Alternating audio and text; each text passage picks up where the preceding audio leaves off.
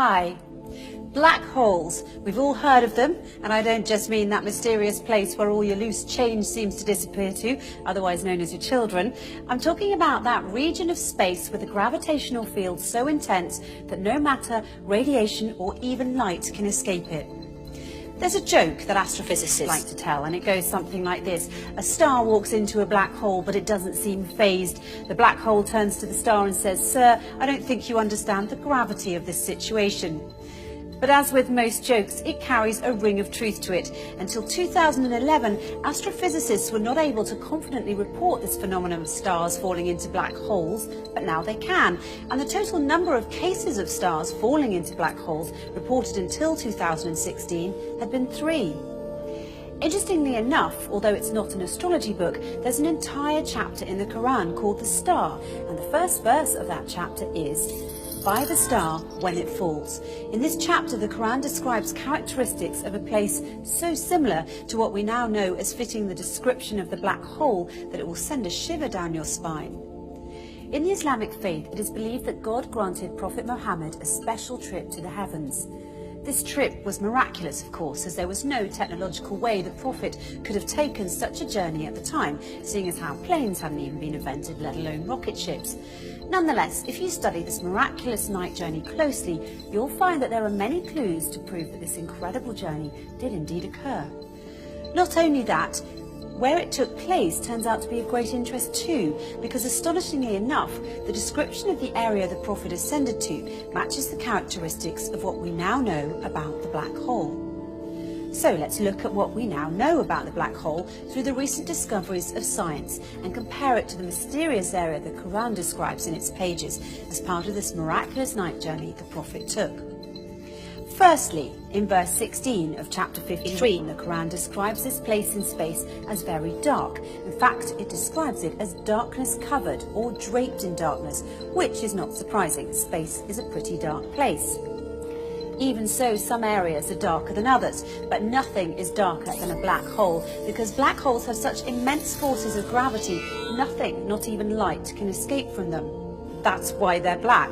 And because they're black, they are veiled from direct observation. They nevertheless reveal themselves indirectly, as scientists have special tools that can help them see how stars that are very close to black holes act differently than other stars because of the immense force of gravity that black holes have, and this helps them identify the location of black holes.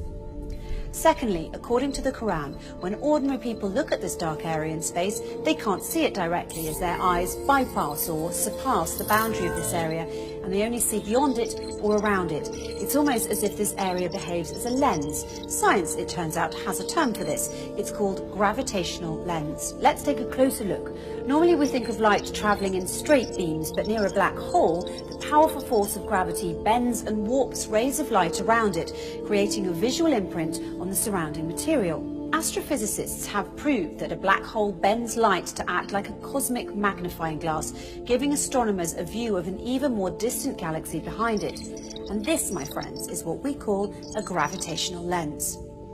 However, the Quran brings our attention to an interesting fact regarding this matter in verse 17 of chapter 53, when it says, "The eyesight of the Prophet Muhammad did not swerve, nor did it pass beyond the boundary. He certainly saw it as one of the greatest signs of his Lord."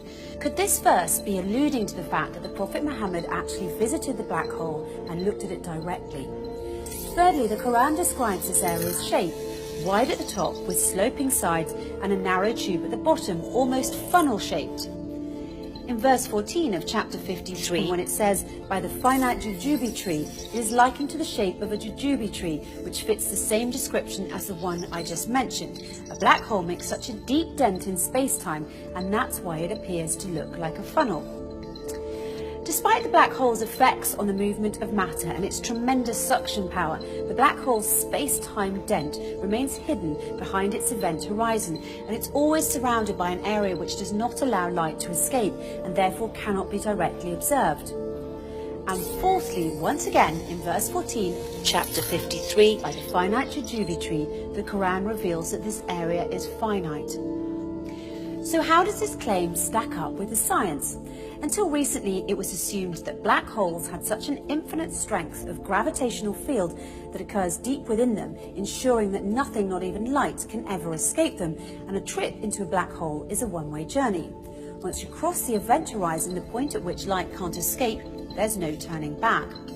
But researchers such as Georges Poulin, Rodolfo Gambini and Gerard Hooft have recently been able to prove otherwise and show that energy can escape black holes and that black holes are finite.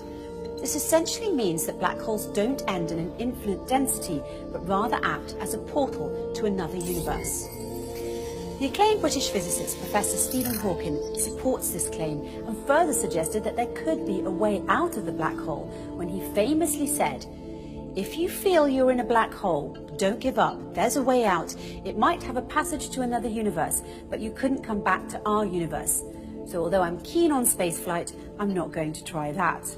In conclusion, the Quran swears by the star when it falls that the Prophet Muhammad travelled through space and reached an area which, according to the Quran, is one of God's greatest signs, an area that is much darker than its surroundings.